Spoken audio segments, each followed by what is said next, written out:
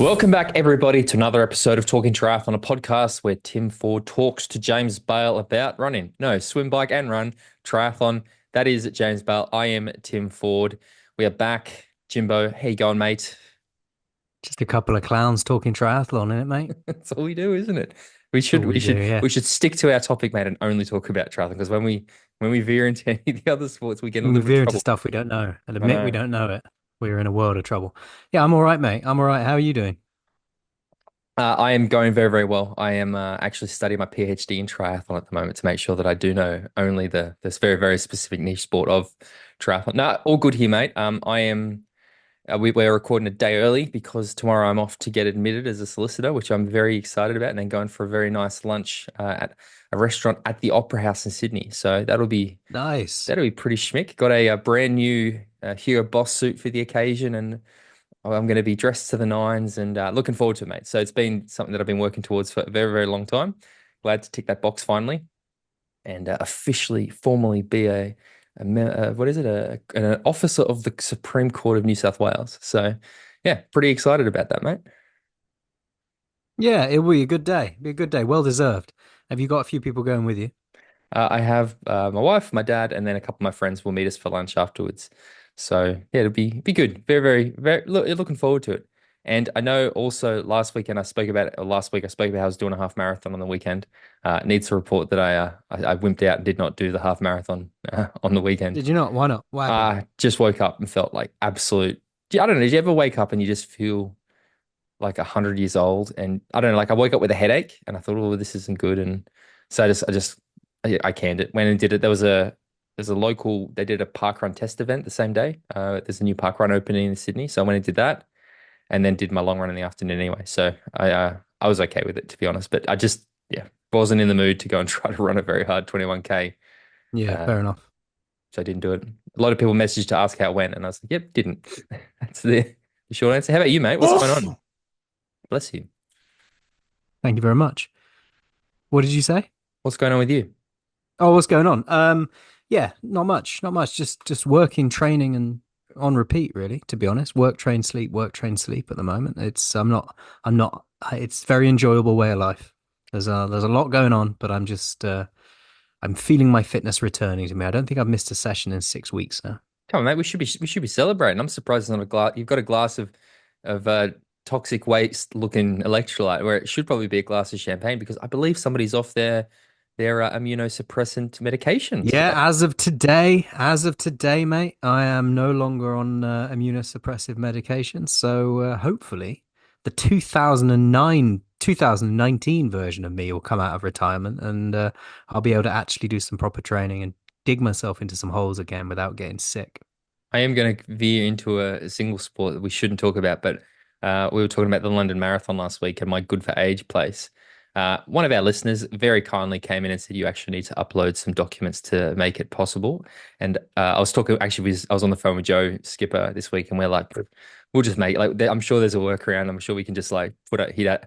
So I went on this website. No, no, it's like a proper verification process. So no, no, I will not be getting the good for age place, but I'm sure I'll probably work out some other way, or we'll see what happens. Either way, I will be in London there. If I'm not racing, so be it. But I will be there to watch you do it for your 40th birthday, mate. There you Uh, go. There you go. but a I'm little update. kind of I mean, I'd love you for you to be able to do the race, but yeah, I didn't want to race you that day, particularly. I wasn't again the same conversation with Joe because I know that Joe listens. He was like, "There's no way you're gonna run the thing with James Bale," and I said, "No, mate. He's like, "Mate, I tell you, the second that thing starts, you just go kaboom, off you go." I said, Probably. There's a pretty high chance of that actually happening." Uh, but no, we'll see. Anyway, I'll still try. I'll see what I can shake some trees and pull some strings and see if I know a guy who knows a guy. But yeah, either way, I'll be there to have a few beers afterwards. Um, Jimbo, if people want to help get you to the start line of the London Marathon this month, we are doing a special Patreon pledge. Everybody who signs up for our Patreon this month of October, there's another 3 weeks to go. All the money that we raise this month will go towards your charity slot for the London Marathon. We've had a few new people sign up, so thank you guys for that. It's a way that you can help donate to James's marathon while also getting something in return, rather than just the good feeling of him doing it. It's just a little thing we're doing. So head to patreon.com/talking triathlon. You get some bonus content. We recorded one, was it last week? And then We did indeed. We the did WhatsApp indeed. group. Yeah. And like you say, all money will go to Crohn's and Colitis UK, which is they're making great strides at the moment in research and development to try and find ultimately a cure to that disease. Exactly, which would be good.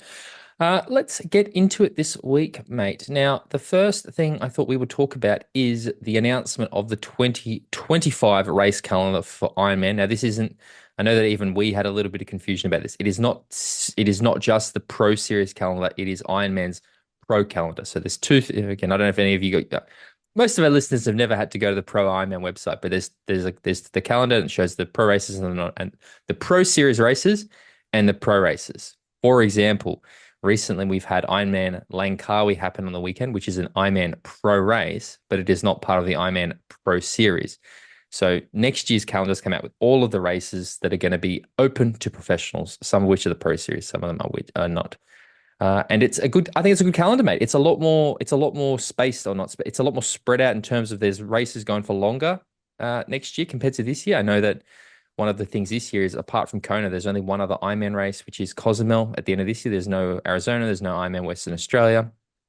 Whereas next year we seem to have a longer run of it. So do you want to go through I mean, I don't think we need to go through every single one of them, but No, there's 17 races on. There's a lot of races. yep, There's 17 that are earmarked as part of the Pro Series, yep. with the Pro Series starting in 70.3 Geelong on It's January. not French, mate. It's Australia. So come on, get that Yeah, fancy pronunciation. It's Geelong, not Geelong. Geelong.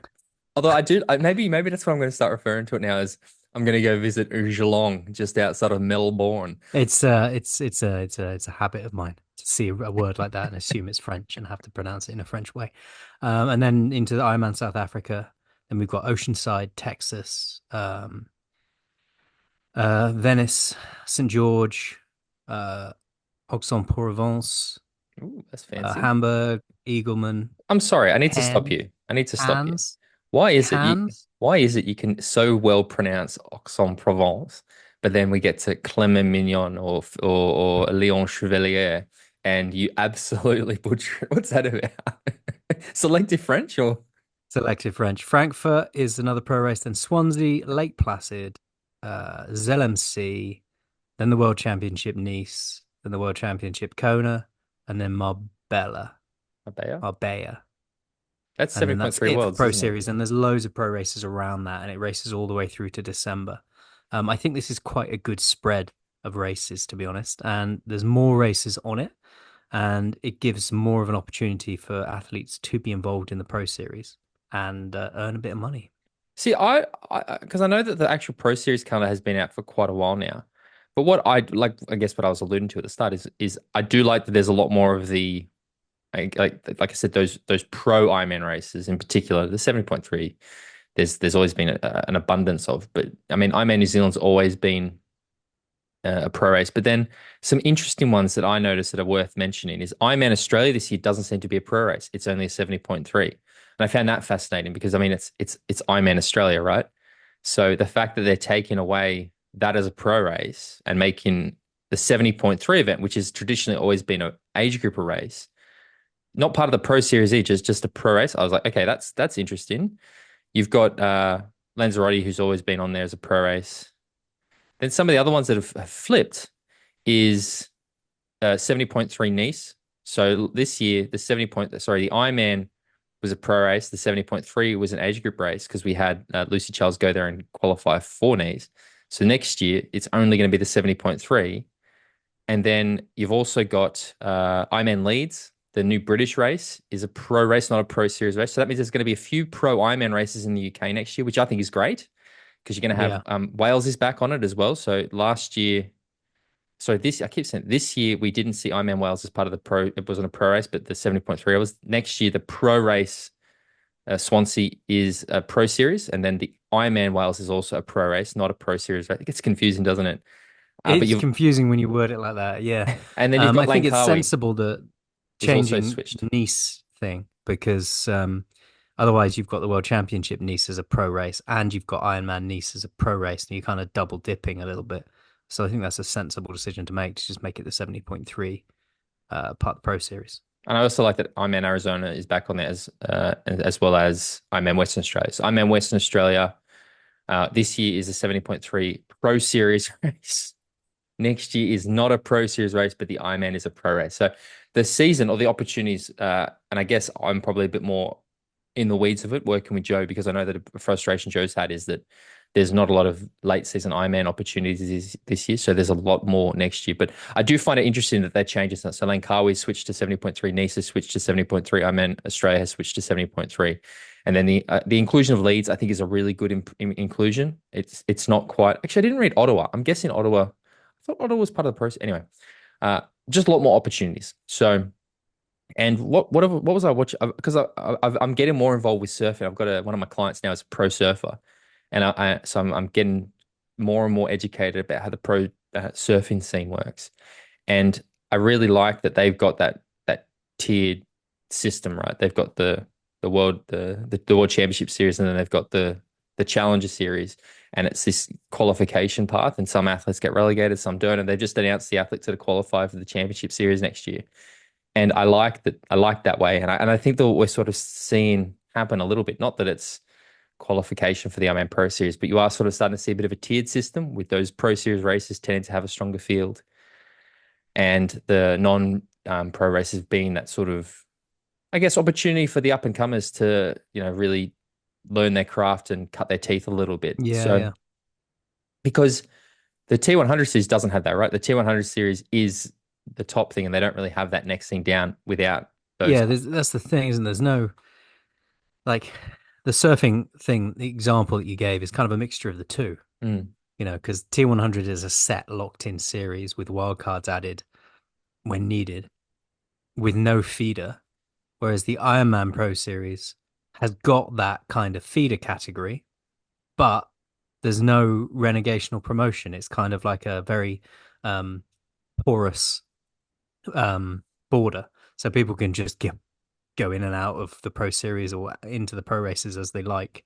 So I would like to change it so that Ironman had, like the surfing example you gave, where the Pro Series existed and ran, and you had to almost qualify to get into that Pro Series. I think what we'd see if we did that is we'd actually see a lot more differentiation between the T100 athletes and the Ironman Pro Series athletes. Because I think that if there is suddenly the requirement to qualify, yeah, maybe, and a bit more commitment involved rather than, sort of just being able to dip your toes in both, I think that we probably would start to see you've got the T100 athletes and you've got the Ironman athletes. Because at the moment, a lot of them are sort of doing a bit of both, as we'll see when we talk about a start list happening this weekend a little bit later. Uh, but look, I think that the process, I mean, I don't know if that's been their intention. And like I said, it's not a requirement, as you said, but it does seem to naturally have happened that way where, I mean, there's still a lot of athletes. I mean, every time we read a Pro Series start list this year, there's probably be 80% of the athletes that I'm not aware of, I've not heard of before. But there is a deeper top end that 20% does tend to be pretty good. I've been quite impressed with a lot of those Pro Series start lists. And again, I talked with Craig from Ironman Australia a couple of weeks ago, and he was telling me about, or Ironman Asia Pacific. He was talking to me about how they've internally been really happy with the Pro Series and the way that not just the pros have reacted to it, but also the amateurs. So that's a good thing. But yeah, I agree. I think that I would like to. I mean, again, we're talking about something we've talked about as long as we've done this podcast since Adams won Knickers. Yeah, just that sort of tiered system or relegation league Yeah, we'd love to championship see sort of it. thing. It's getting there, right? It feels like this is one of those things, people say we're a bit pessimistic about triathlon often, and I mean, how can you not be? But this is something I think that does make me quite optimistic, is that it's almost organically occurring. And that shows me, I think when you see something start to organically occur, it almost shows that that's maybe Yeah, I that. think we're getting towards it, aren't we? It's gonna start happening. I see a future where a Pro Series exists with that tiered system. I don't know whether I see a future where both Ironman Pro Series and the T100 exist at the same time, but something's going to happen, something's going to change, and I'm excited to see what it is as we advance through the years. The I guess the black sheep of the family that we don't often talk about on this podcast, for whatever reason, is Challenge Family. And I feel like Challenge Family could be that like Challenger series for, I mean, literally it's even called Challenge. The Challenger series for surfing could be like Challenge Family could be that for the T100 because I know that the PTO and Challenge have like, close working relationship. So maybe there's, because again, I also think that Challenge Family has sort of filled that gap.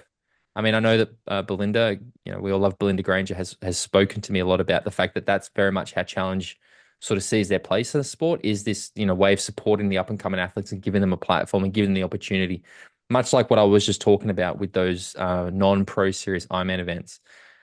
So, I mean, we keep saying that we want it, but if you actually stop and look at it, I suppose a little bit more analytically, you can see that it is almost starting to naturally occur a little bit through the different pathways and stuff. Because, I mean, we say that it's great, but then you look at World Triathlon or World Triathlon, you know, short course racing, who clearly has it. You've got World Triathlon Championship Series, World Cup, Continental Cups, whatever. It ain't working there. Like it's just a fucking No. hodgepodge mixture of everything. Like again, another start list we'll talk about later, meant to be their biggest start list, excluding the Olympics. And I'm shocked some of the names that are and are not on that start list. Yeah, yeah, I was as well. When we were doing some pre-work for the podcast earlier, I am decidedly underwhelmed by some of these start lists we're going to be talking about a bit later. I'm jumping the gun a little bit and we'll get to it. But one thing I've been thinking about this week, I think it's been I've been having a few chats around the Norwegians and Kona and so we're at that period, right? We're going to see we are seeing a lot of those athletes transition out of short course. The Vincent Louis, the Martin Van Riels, the Henry Schoomans, Yellow Gaines, like that wave of athlete moving out of the sport, and then you've got that new wave incoming. Because I know that one Olympic cycle or maybe even two ago, people were already starting to talk about some of those athletes that are names now. The Hayden Wilds were getting traction. Alex Yee, people were talking about again, maybe not 2016, but sort of there was whispers of those next big athletes coming through. And I'm thinking at the moment, in terms of short course, I can't really think of anybody that's sort of getting that early buzz about them.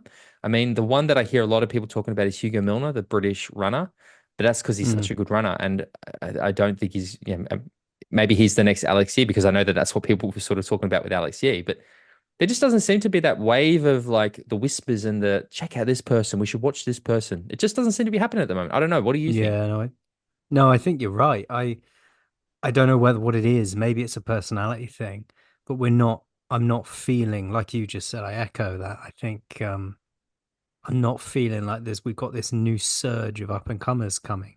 We've got the existing athletes who are very strong in their own right and very good, but I'm not seeing a huge amount of noise around any up and comers. Yeah, it's an odd. Yeah, I don't even know. Like, I think that, I mean, like young Jamie Riddle would be one that I'd sort of put up there, but I don't know. Like, I have felt a little bit. I know that Jamie's looking to do a lot of long course stuff next year, and that tends to be a sort of one-way path for a lot of people. And especially when you look at the commercial side, this is something that we both know about. The money just isn't there in short course at the moment. Like, it is becoming increasingly difficult. And again, I've spoken with more and more brands this year that have said they're no longer focusing, like short course is not a priority anymore. And working with short course athletes, I can tell you it is Yeah. hard work to get these guys paid at the moment. Maybe that's it. Yeah, I don't Maybe, envy. but you even look at a lot of the people who are doing well at long course now. Sam Laidlow's, Magnus Ditlevs. Sorry, yeah, like these guys are younger. Clement Mignon, Mika Newt, Emil Holmes switched from short course. Like you can see that Rico. Mate, exactly. That there is this people are going to long course like a lot quicker because that's where the money is, right? That's where the opportunity seems to Absolutely. exist. And it's also with the racing that we're seeing now with the T100, for example, being that it's not Ironman distance and the amount of 70.3s available, it's not like you don't have to invest in that real long course, well, I can't get my words out today. Me neither. You don't have to invest in the iron distance quite yet. You can still be a relatively fast racing athlete, racing the T100 and 70.3s without having to dig yourself into an Ironman hole 3, 4 times a year. Well, I mean, if you look at the athletes that have sort of got the most buzz about them at the moment, obviously we're a week out, or just over a week out from the Ironman World Championships. But if you had to say, like, who are the big athletes that have made an impact this year? Like, literally, just tell me. Let's go two men and two women that have made a lot of impact this year. Don't overcomplicate it. What are the first two names that come to mind for you for women, and the first two that come to mind for men? Um, for women, it, it's got to be Laura Phillip Interesting. You've gone right. and Lucy Charles Barkley, I think. See, I would have gone Laura Madsen would be a big one for me and Taylor Knibb. And both of Okay. those Oh, yeah, two. Taylor Knibb. I don't know why she didn't come into my head. But then for men, I would probably say Carl Smith and Martin Van Riel. And again, both middle distance Yeah, focused yeah, athletes. without question. Like I just find it really interesting that, yeah, okay, Sam Laidlow, Ironman world champion, Magnus Ditlev set that incredible time in Roth. But for me at least, in the way that I consume the sport, I do tend to take in or pay or see the most stuff about the middle distance athletes. Like I think Martin Van Riel is the most spoken Yeah, about athlete at the moment. he's on another level at the moment, isn't he? Although I do know that he's doing an Ironman this year. I don't know if we're allowed to confirm all that, but I have had him confirm it for me on social media that he'll be racing Which one? Ironman Cozumel at the end of the year.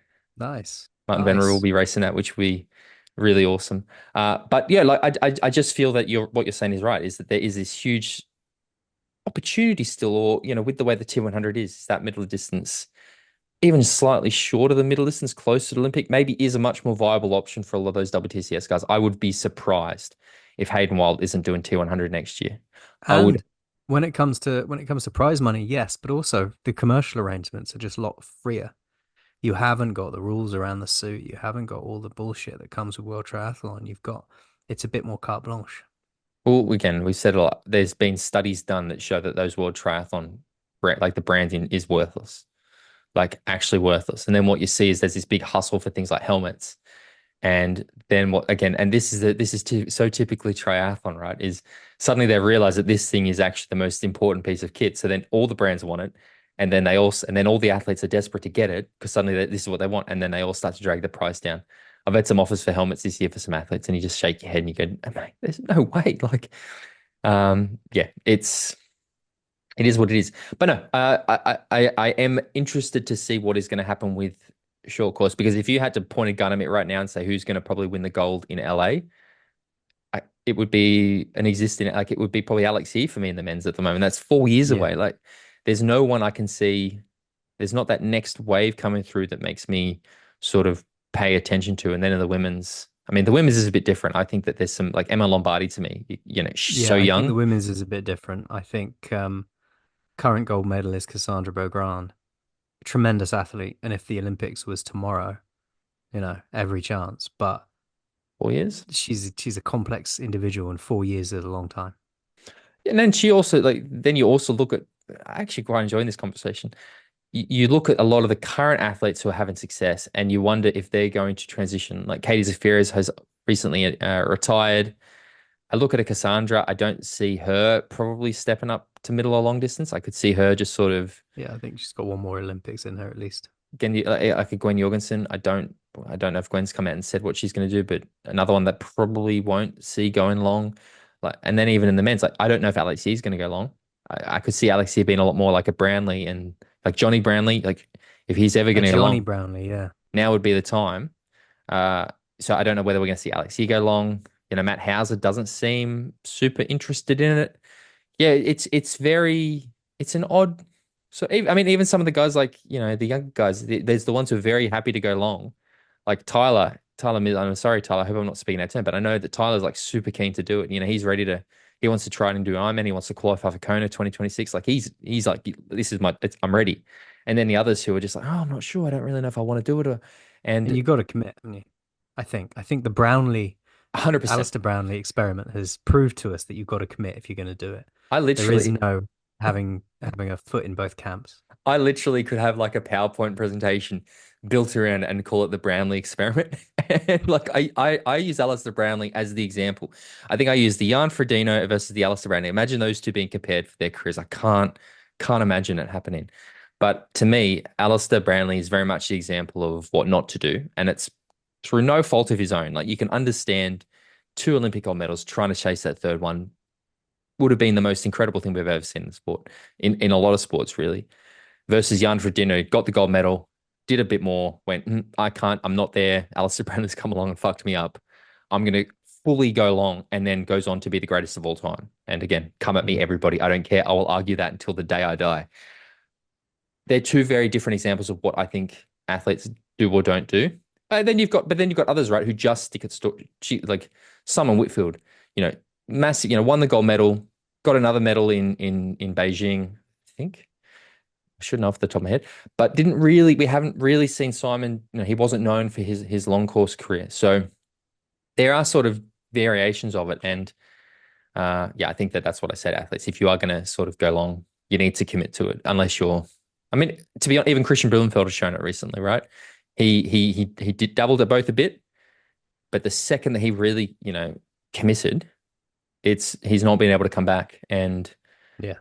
even Taylor Knibb, went into the Olympics with so much, didn't, obviously has two medals from the mixed team relays, but never met her individual potential, I suppose, in the Olympics, because she's somebody who Might I have think. fizzled out a bit there. So it does seem to be that journey. But anyway, I don't know how we got onto this, but I enjoyed the conversation that there is a few concerns. I mean, even Super Try, right? Like I look at the Super Try because that tends to be where you see that. Like Super Try to me is that breeding ground for that talent. That's where Hayden Wild really got his start. That's where we all sort of knew the Falcon from. Even that, there's not really that younger person that's really stepping up, I suppose. And they've even specifically got the younger. I mean, the name that comes to mind for me is obviously Emma Lombardi. I think we forget how young she is. She has a lot of talent. But yeah, we'll see. What do you want to Talking talk about about next? Blumenfeld, did you see he said that why he hadn't gone to pro cycling? No, I saw this mentioned in the group a little bit. So let's give us a little bit of context about why Kristian Blummenfelt is not going to pro He said cycling. it was because there was too large a gap in payment. It was the disadvantage of being the world's best triathlete, he said. He couldn't get enough pay out of the pro cycling world. You mean to tell me, Christian, that you rock up to the group ride with your calf socks and your bloody aero helmet and your disc wheel on your road bike and your Garmin on your wrist, and the pro cyclists don't take you seriously? What do It you looks mean? like it. I think he probably was in discussion with a few cycling teams and was like, I'm the best triathlete in the world. And they were like, yeah, we might employ you as a super domestique, maybe a domestique, You know, and we'll probably give you 60 peanuts. grand a year. My favorite moment or quote or anything that I think has happened on this podcast in the entirety of the time that we have done it together is when we had Cam Worth on, 4 years ago, and he was talking about how he did that pro race, and he rocked up with his Garmin on his wrist, and before the race starts, he starts his Garmin, and all the cyclists just absolutely fucking roasting him. I love that story so much. I mean, look, it's what we said, right? This is what we sort of we've said that we think that the earning opportunities for Kristian are going to be a lot higher in triathlon immediately. I mean, I guess I'm fascinated. Does that mean that would you expect, or did Kristian and his team expect to step into pro cycling on one of the biggest contracts already because he's I mean, it sounds like he was expecting his opportunity in cycling. It's a very short quote, and there is very hard to get context from it. make it But up it then? does sound like he was expecting his earning potential in cycling to be higher and to fill a gap that he was expecting. Sounds But like most pro triathletes to me, mate, talking about pro yeah, yeah. But I triathlon. mean, look, Kristian Blummenfelt is a success story of triathlon. Yeah, So he his is. his earning will be up there. He Hmm. will be earning quite a bit of money per year. And his stepping across to the pro cycling world, he would have gone in. There would have been no quarter given because of his success in triathlon. Yeah. He would have to prove himself as useful in that world. And until he did, he wouldn't be earning very much. I mean, I'm surprised he would have even had an opportunity, if I'm honest. yeah.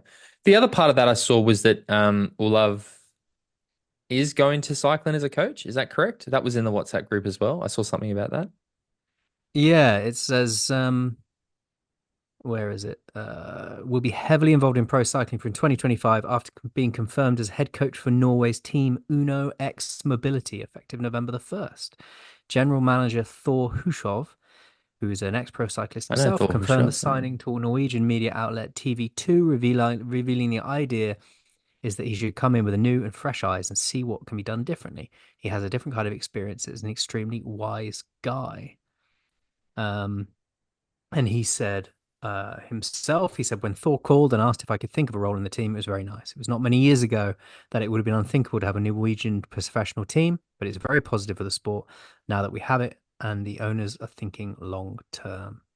Well, So, yeah, we've seen this work with Dan Lorang, who works with Bora Asgrove. Is that the name of the team? I mean, I obviously I know because I'm the world's biggest cycling fan, but again, I'm throwing you breadcrumbs here. That's the team that he works with. Is that right? Dan Lorang? sorry, what I missed. What did you say? Dan Lorang, who coaches Taylor Knibb, coaches Jan Frodeno, coaches Lucy Charles, coaches Anhack. He's the head coach of Yeah, a cycling team or it's something. Is that right? Bora Hansgrove, isn't it? Correct. That's right, mate. You are correct. I was testing you because, Cheers. again, biggest cycling fan in the world. So it works, right? There's a test case for this being successful, and Yeah, yeah. yeah, And he's still going to coach Gustav and Blumenfeld. So he's not stepping out of triathlon entirely. He's going to be the head coach for the cycling team whilst also coaching Blumenfeld and Eden. very very good. Cool. Well, should we talk about some start lists because there's a few races that are coming up this weekend, and I'm sure we can give our thoughts about them if you like. What do you think? Yeah, Where would man. you like to What start? should Would we you like talk to? about first? Let's start with T100 Las Vegas. Lake Las Vegas. Vegas. Vegas. Yeah, we did run through the start list, but they have added a few extra wild cards, haven't they? I saw that on social media. But on the women's Yeah, side, hey, yeah, they did. they did. Do you want to read out the start list? No, you've got it there Or in are you front of gonna you. you're expecting me to butcher these names again? Correct. That's why I hate this. I it's hate why I this do the moment of the podcast. podcast. It's why I do I the podcast. Anne Haug, Chelsea Sodaro, Emma Pallant Brown, Flora Duffy, Grace Theck, Hayley Chura, Han Devet, Anna India Lee, DeViet. Hannah Devitt. Hannah? Is it Hannah? Hannah. Jackie Herring, Julie Imolo, Kate Curran, Laura Phillip, Lucy Byram, Lucy Charles Barkley, Marjolaine Pierre, Marjolaine de Boer, Paula Finlay, Tamara Jewett, Taylor Knibb, and Taylor Spivey. That's your women's start list. On the men's side, we've got Aaron Royal, Alistair Brownlee, Frederick Funk, Henry Schumann, James Teagle, Jason West, Yella Gaines, Josh Amberger, Justin Reel, Justice Neuschlag, Mark Durbrick, Martin Van Riel, Matthias Magier, Max Newman, Maximilian Spurl, Mika Newt, Nicholas Mann, Peter Heinrich, Sam Long, and Yuri Kulin. What are your thoughts about the start list, mate? I mean, with the season-long narrative, it's really good to see that this narrative develop, and this is just another exciting chapter in that season-long narrative where we're seeing this consistent start. Okay. Yeah, it's a bit grim, isn't it? Like we will Yeah, go it is to a our bit, and it's kind of I think what came to my mind when I was making my picks earlier is it feels a bit like the B group. yeah. You can tell the impact that Kona has had on the T100 start list on the men's side. And you can still, in my opinion, tell the effect that Nice has had on the start list on the women's side. I feel like we are dwindling specifically on the men's side, though. But this is where how wasn't that foreseen? We're sitting here like it's some sort of surprise. Of course not. When you give the athletes the ability to skip a certain number of races, you put a race in Las Vegas the week before Kona. I mean, when this was announced, we thought, okay, this is clearly going to be one of the lower Mm. fields. I the rationale, the logic behind it, because this is like I'm personally not as excited. I mean, I have reasons to be excited about this race. There are some athletes on this start list that I'm very keen to see race at T100, but there's going to be this. Yeah, but it's against not the it's not as strong a field, and the whole. So you could go and win this race. Let's say Martin Van Riel punctures DNFs, and suddenly it's a race between the rest. Whoever wins, it's not going to be as if they've raced against the Sams, the Magnuses, the regular top guys. So it does even with the women, right? Like you take Taylor Knibb out, and I still wonder how some of these athletes who are still on the start list, if they're still going to race or not. Yeah, it does just feel a little bit less. Not to say that it's just not going to be good racing, because I actually this is kind of the argument I've made. I think that if you took, I think the reason I'm probably a bit like this is you've still got the two most dominant athletes in the field this year, especially the women's race. Like I just look at it and go, well, Taylor Knibb's going to win this thing by 10 minutes. As she, Yeah, if you took her out, I think that maybe I'd be a lot more interested in what could happen with this race. But I really am just going, yeah, like I'm sure it'll be good. But it and is, Martin Van Riel on the men's side, he brings that same kind of gravitas to these races, and you think, yeah, well, Carl but Smith would have as well. I would have been quite excited to see Cole versus Martin. Uh, but Cole isn't racing anymore. So did Cole race? Because Cole didn't and in race the in last Ibiza race either. with Sam Laidlow, who was the only one that managed to take it to Martin Van Riel, But that's what I mean, right? and he's not here. We haven't seen Cole versus Martin really occur.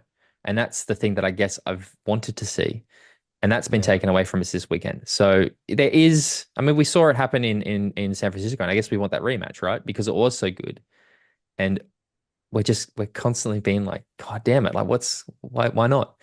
I mean, it'll make the grand final good. Interesting. I did hear this is a little piece I guess a rumor. Maybe we should put it on the bonus podcast. But that they're trying to extend the field for the grand final in Dubai because they want a bigger field. So they're going to offer more wild cards because they're expecting obviously oh, that's all of their interesting. contracted athletes to be there.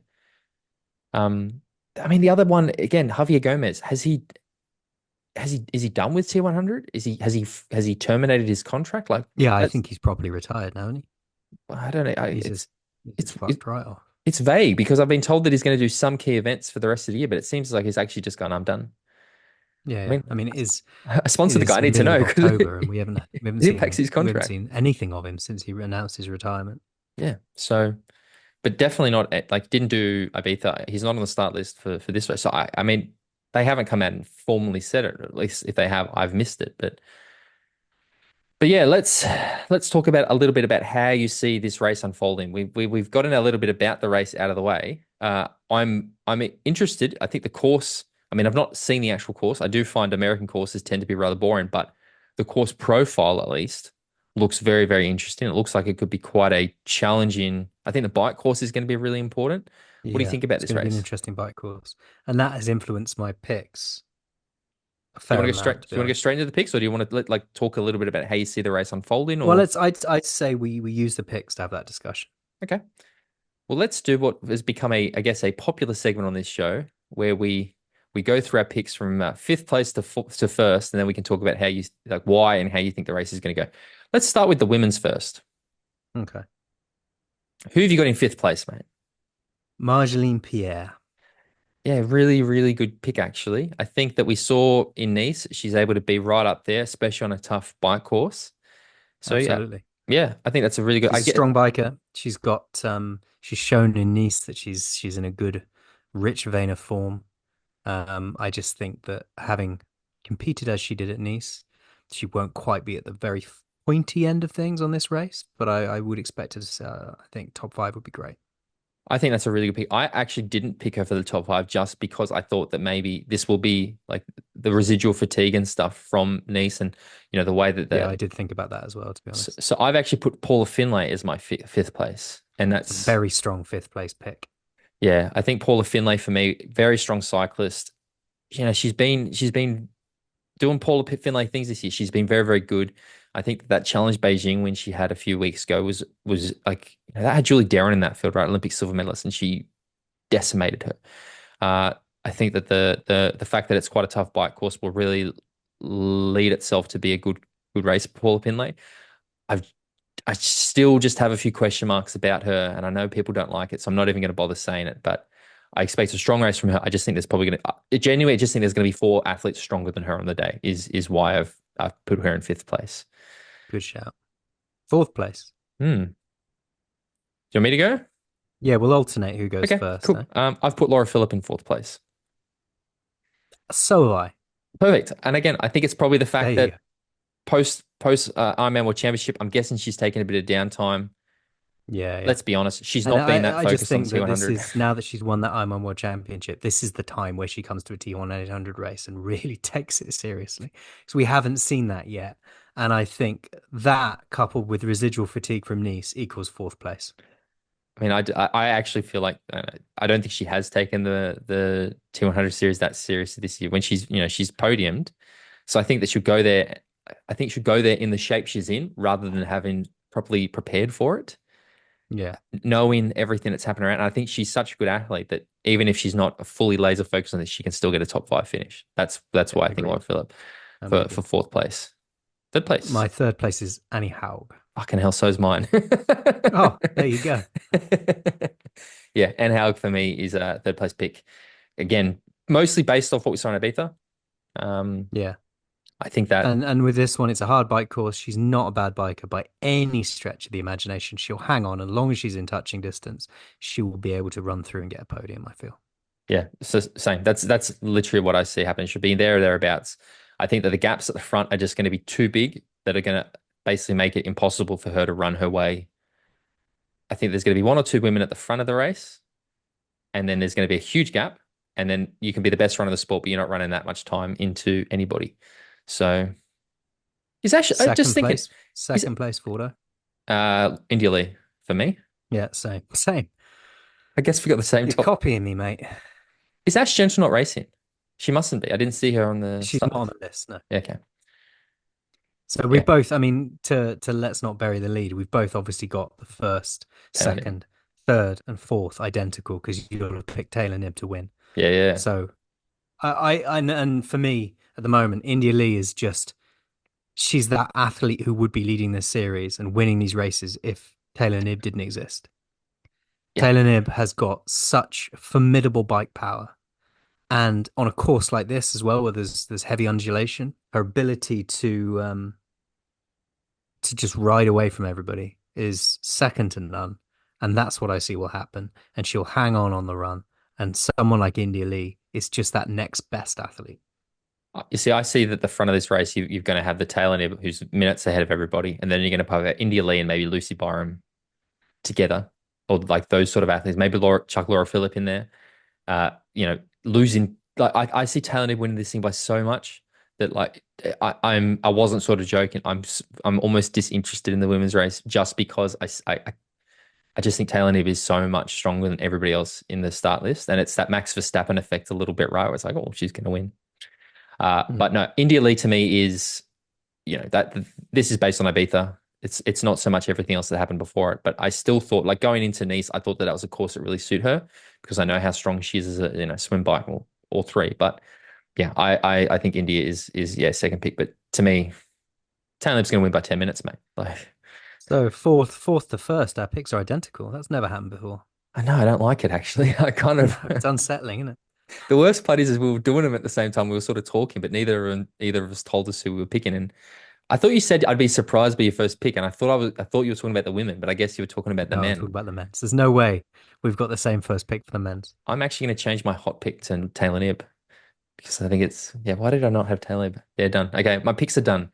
Let's talk about the men's race. I will go first because you went first before. Go on then. I've picked in fifth place our boy Rico Bogan. Have you? I have. Interesting. Well, I picked Rico's a great shout, and he's the man of the hour for me. I love I it love when he him. races. Yep. I picked Peter Heimrich for my fifth place athlete. Also a very good pick, and I think that he's been that athlete that we've been expecting the performance this year because he was so good at these races last year. And Yeah, he's just Jason Wested. He's not really been part of it. And I know that he's so good that he can. And I think that, yeah. that this is a race that, he must be getting frustrated not having the performances that he saw last year. So I think that's a really, yeah, I actually wouldn't be surprised if Peter Harmrick's on the podium, to be honest. I think for Rico, we saw what he did in I San wouldn't be surprised if Francisco. Rico was either, to be honest. Yeah. I think that I see this race being very similar to San Francisco. And I know that Rico has that swim power, but I think there's also some other guys who have the same swim power as him in this race, namely Henry Schoeman. So I just think that Rico will probably fade on the run a little bit after a more Yeah, hilly yeah, bike yeah. course. That's my Rico fifth. will do his standard thing. He'll come out of the water right up there. He will be in the mix on the bike. He'll fade back a little bit, and then he will run himself to, in Fifth my place. opinion, fourth place. Oh, he's But he will okay. finish fifth. Yeah. So you got Rico in fourth. I have Matisse I got Rico in Maggiore. fourth. Yeah. Matisse Hey. Maggiore is my fourth pick this Okay. week. Good shout. Good shout. Again, athlete I think that is always going to be up there or thereabouts. I feel like he's sort of gone MIA a little bit after a stronger start to the year. I think ever since he went and did, there was that pro race he did where he was at the front, right, and he faded. But yeah, I just think he's there or thereabouts, ready for another big performance. Very strong cyclist. I still remember he was one of the only guys that went with Magnus and Jan and everybody in Milwaukee last year. So I think the same thing. I just saw, as you'll see, most of the athletes I pick are quite strong cyclists. So yeah, he's my fourth pick. Who'd you go for third? I went yo, the big unit himself. Sam Long is my third place pick. I So think did that I. I love it because again, Sam, we've spoken a lot about has had quite an inconsistent middle part of the year, and I know how good Sam Long is. We've seen how good he is at this distance. I think that with the bike course, we're going to Yeah, see it's him, exactly it for me. yeah, run We've through the got we've field. got a hard bike course, and he's strong enough and powerful enough to ride over that, and then take advantage of weaker legs because people will be fatigued from that bike course, and he'll run his way through the field to get a podium. And the only reason I haven't got him high is because I think that the two guys who I've picked first and second, I just think they're stronger swimmers. I just think that there's going to be the gap might be too big for Sam to run it down to those guys because both of the two guys I've got at first and second are also exceptional runners. So Yeah. yeah, that's my third So pick. it's my turn to say second now, isn't it? Do it. Martin Van Riel. Controversial, hugely controversial call. Fucking hell of an athlete. You know, I think he's the chosen one. You know, I agree with you. I just have a specific reason why my first place is my first place. I'd love to hear it. Well, before I give mine, tell me why Martin Van Riel is your second pick. Because if it wasn't for my reason that the first place Okay. was Okay. going to win this race, Martin would win it because he is head and shoulders one of the best athletes in the field.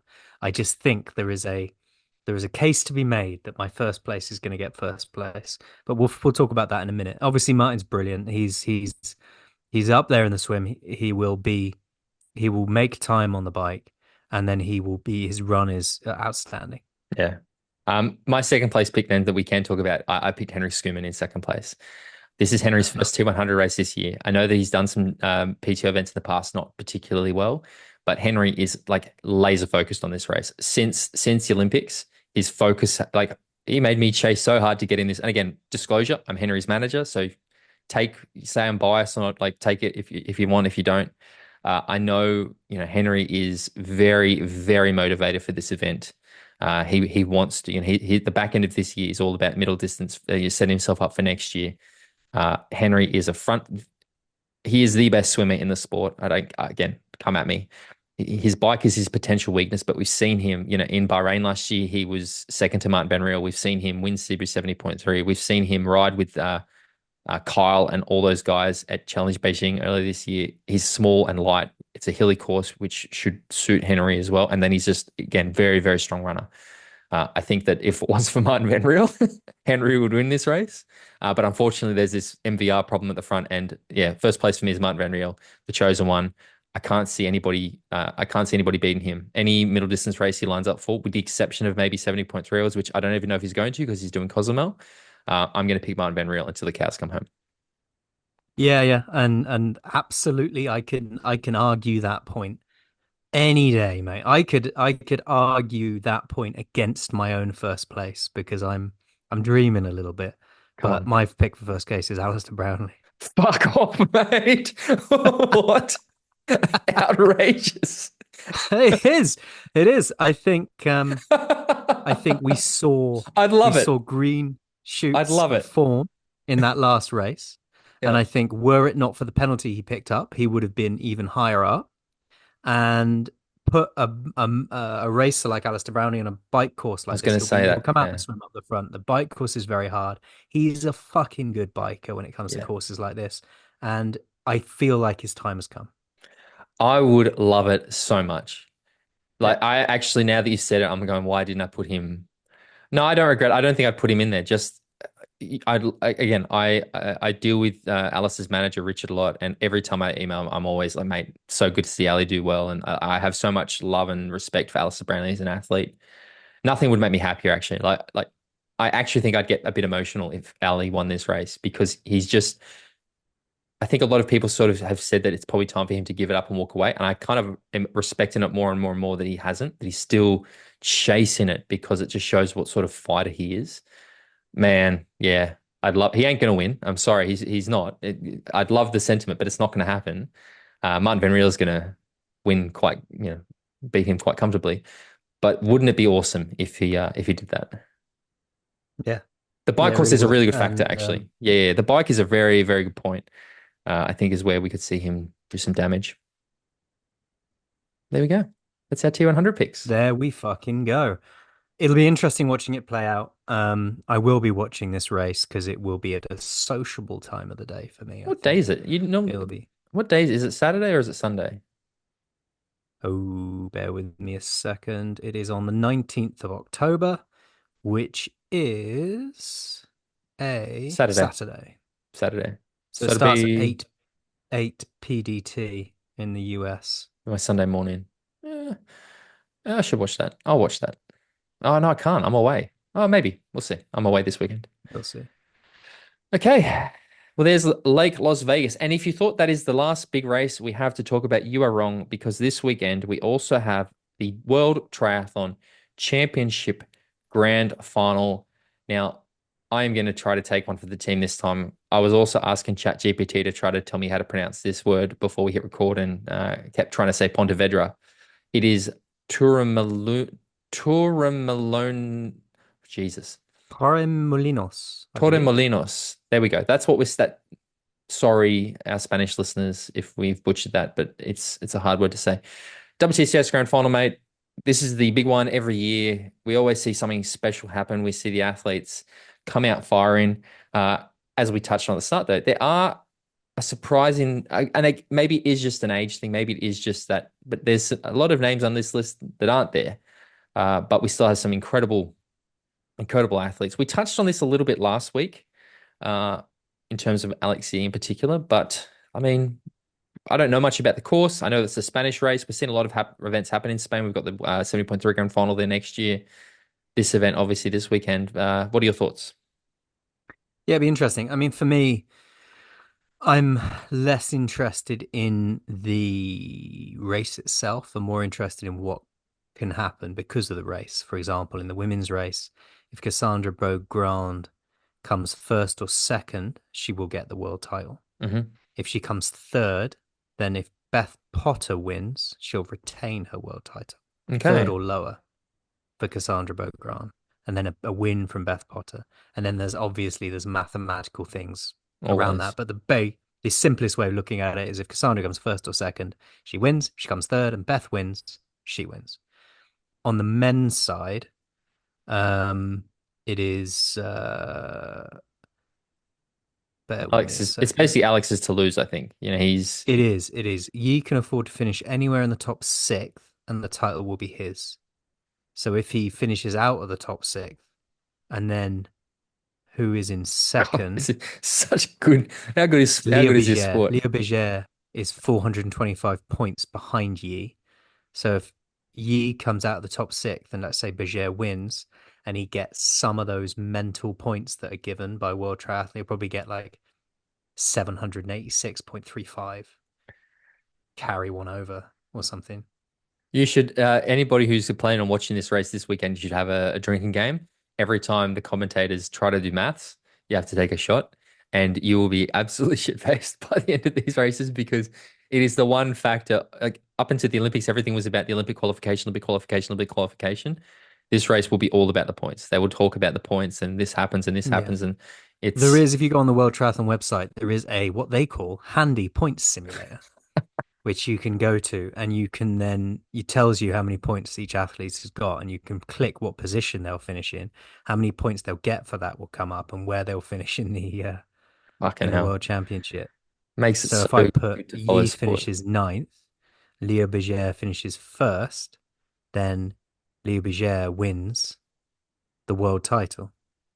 If Yi finishes sixth and Berger finishes first, then Yi wins the title. But if Yi finishes seventh and it's it's all manner of Even I'm getting World bored. triathlon. Even I'm Yeah. getting bored. It's a problem with it anyway.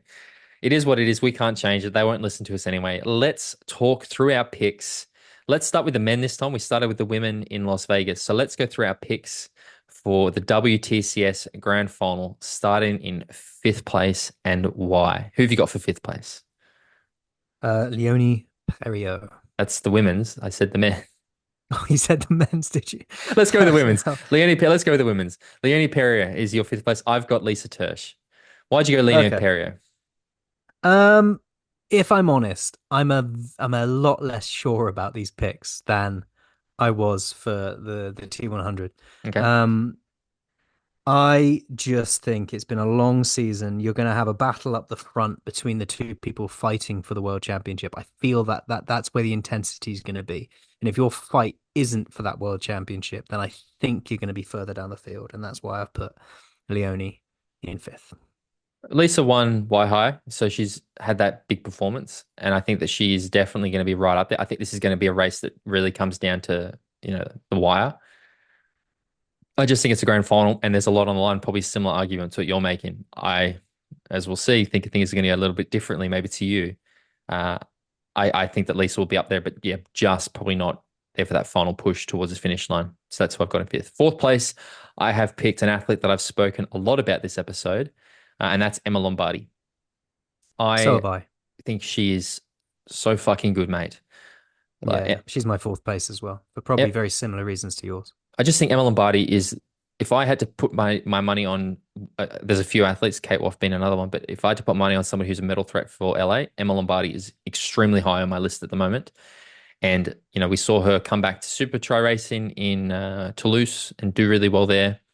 So I think Emma Lombardi is, yeah, my fourth place pick. She's just such an impressive athlete and one that I'm watching with a lot of interest what she's doing because she is that sort of shining beacon of hope of the next Yeah. generation coming through. What about you? My third place is Georgia Taylor Brown. Interesting. I have Georgia on my list, but not in third place. My third place Okay. pick is Kate Woff. Okay, interesting. Again, full All disclosure, right. I'm Kate's manager, so take it with a grain of salt if you like. Second at the grand final last year. I know Kate's had a rough year and she's come back. She had fifth in Y High, third in Toulouse. I expect she's going to continue with that momentum. She wants to do well in the grand final because she did last year. And I think that the top three athletes I'm about to name could all go in any order. But yeah, I Yeah. think that's why I've got Kate. Super strong biker. Yeah, I think she's building into the year. We saw her have an incredibly strong back half of the year. So Who's your I've second place then? Georgia Taylor Brown. There you go. Who's your Beth so what? Potter for me. Why'd you pick Georgia in third place? Oh, I just think I think because of what's on the line, Hmm. you're going to see it come down to a battle between the two athletes who are fighting for that world title. I think that will be the impetus to decide first and second in this race. I think Georgia Taylor Brown is one of the best triathletes in the world at the moment, and I just think that she'll round off the podium in this one. No, I have Georgia for second because I think um we've seen her do so well at Super Try. Again, just kind of similar So to what well. Kate is. She's come back from the injury and she's just building and building and building and building. We saw her slightly off the pace at the Olympics. I think this is going to be it's the grand final. Georgia's got that momentum behind her, so I expect Georgia to be right up there. I just don't think she's so good for the win, and it's probably worth pointing out because I haven't got Beth Potter in my top five, and I don't know what it is about Beth this year. I have no confidence in her this season, and it's not. I think she's the defending world champion, and I'm more than likely going to be completely wrong.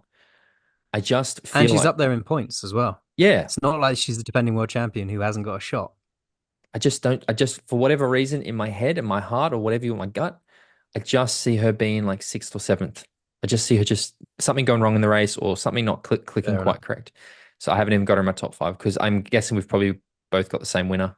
I assume we both got Cassandra Beaugrand as our first place.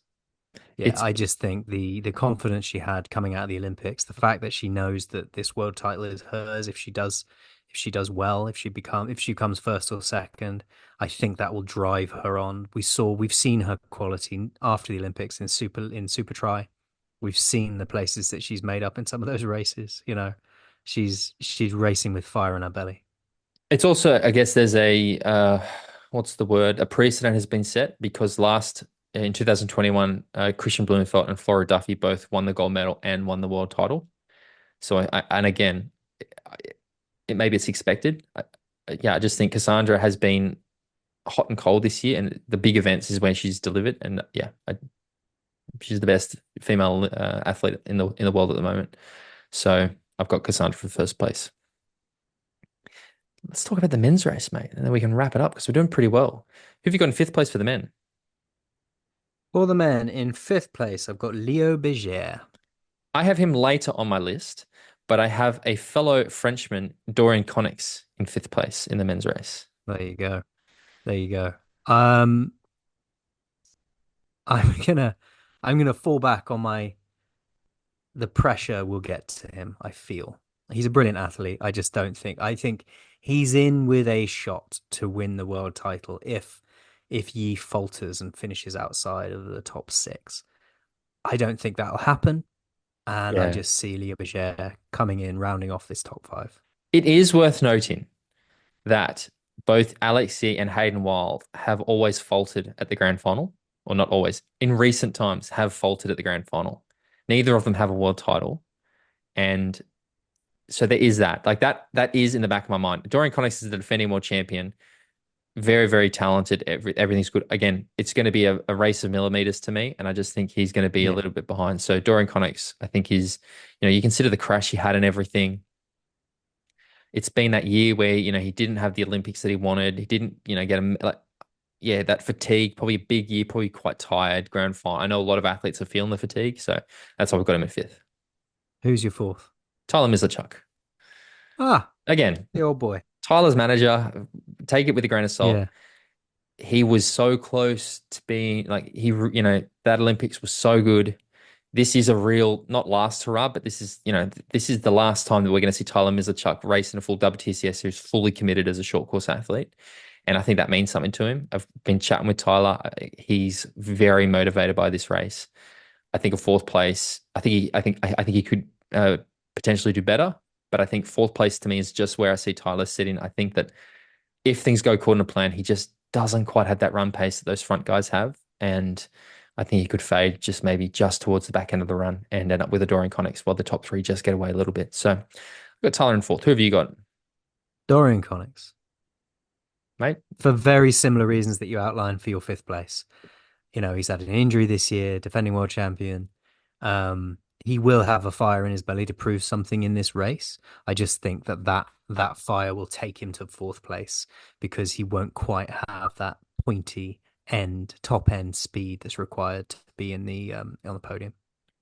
My third place, Leo Berger. I think Leo is going to do really, really well. I just think he's not. Again, it's simple. I just think the two guys ahead of him are better. I don't think there's anything wrong with Leo. The two people I've picked for first and second, who nobody's going to be surprised by, I just think are stronger, and they will get him on the day if everything goes according to plan. Who have you got for third? Very good shout. My third is Matt Hauser. No, no, I love it, but Matt has just been so all over the place this year. Yeah, no, I don't see it, but I love it. I love Matt Hauser. Yeah, so do I. He's a great bloke.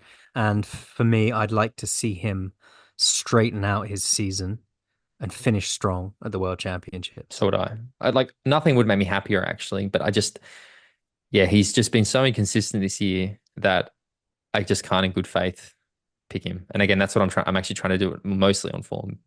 And I'm guessing our first and second I've are the got a same. feeling that we probably got the same top two, no? Yeah, Alex Yee, Hayden Wild. Yeah. Yeah. So Yee for the win, Yeah. Wild for the second. I Yeah, don't yeah. think, again, we saw what Yee did in Waihai, right? Yeah. He's just missed a Super League race. Hayden didn't finish. I know that Hayden's focusing on this. He came into that Super League race a little bit fatigued or whatever. I've said it 100 times. I just don't think there's anything Hayden Wild can do on the run to beat Alex Yee. And, yeah, Alex Yee's just going to win this on the run. That's what's going to happen. So, Yeah. I feel like they cracked the code in Super Try, with that team element and isolating Yee. I just don't think he's got that. They haven't got that option in World Triathlon, and I just think he's going to show again his quality on the run and finish the year probably as he deserves, with that Olympic gold medal and the success he's had he deserves a to come into WTCS the World Grand Final. Championship, finish the Grand Final with a win to take that to take that world championship as well. I think it's probably well deserved. It's crazy that he hasn't already got one, to be honest. And I think it's Yeah. like I said, the precedent has been set. Yeah, to me, he's my hot pick. I'm so confident he's going to win this. I've basically been out with every race he's done this year. But yeah, that's it. Looking forward to plenty of races, mate. We're doing well over time, so we need to wrap things up. Again, guys, check this race out. I'm sure it'll be great. Jimbo, if people want to find out more about us, all that stuff, what do they need to do? If you want to support the show, jump on at patreon.com/talking triathlon. If you want to follow Tim, he's at T100 on Instagram, and I'm Bale at Bale.James85 on Instagram. Find us across all social networks at Talking Triathlon on Instagram, and we're no longer on Twitter, so we're not across all social networks. I just keep saying that fucking thing. If you join the Patreon group, you'll get access to the monthly bonus episode and the social group, and also we'll put you in the WhatsApp group, which is it's still going now as I speak. There's messages rolling in. Yeah, it's good. YouTube as well, guys. Good place. Give us your picks. Let us know if we're wrong, right, whatever. Give us your thoughts around the upcoming talent. YouTube is the best place to have those conversations. But yeah, Jimbo, a pleasure as always, mate. Next week, Joe Skipper is joining me to do a Kona preview. So we'll get you on as well. But I'm going to record that with Joe. Fuck knows when. Knowing Joe, it might not even happen. But hopefully it does. But until then, Jimbo, I'll talk to you later, mate. Cheerio.